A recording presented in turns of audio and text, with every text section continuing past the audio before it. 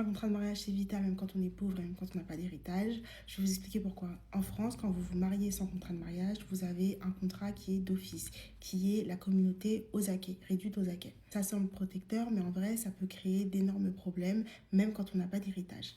Premièrement, le contrat de mariage est important pour se protéger des dettes de l'autre. Parce qu'en fait, les dettes que vous contractez pendant le mariage peuvent être engagées par les deux époux. Ça veut dire que si demain, votre mari décide de faire des crédits à la consommation, des crédits pour une voiture ou peu importe, les créanciers peuvent se retourner contre toi. Alors qu'en séparation de biens, c'est pas le cas, ce n'est pas possible.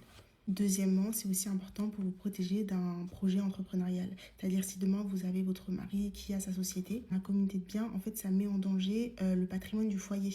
Et même pour aller plus loin, ça met en danger les biens du foyer. Parce que demain, si son entreprise ne marche plus, et ben on peut aussi vous saisir vos meubles, votre maison ou peu importe, au même titre que votre époux, puisque vous êtes en communauté de biens. Alors que le régime de la séparation des biens protège le conjoint bien pour certaines personnes parce que ça protège et ça, on sait exactement qui est à qui. En cas de séparation et de divorce, bah, c'est pas 50-50.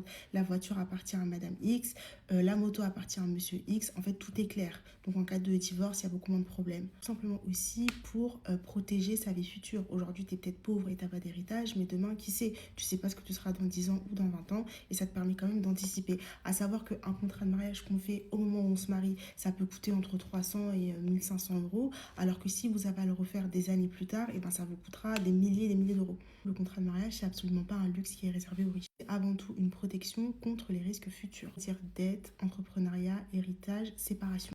Et ne pas en faire un, en fait, c'est laisser la loi décider à ta place d'une situation que toi-même tu ne connais pas encore. Savoir que ce que font beaucoup de gens, en fait, c'est qu'ils séparent leurs biens de base par un contrat de mariage. Et si jamais plus tard l'un d'entre eux réussit ou a beaucoup plus, ils refont un autre contrat de mariage, peut-être en communauté ou peu importe. Du moins, c'est important et ça l'est encore plus quand on est pauvre, parce que même quand on est pauvre, on n'est pas si pauvre que ça, on a toujours sa capacité d'endettement. Donc la capacité d'être encore plus pauvre que ce que tu n'es aujourd'hui.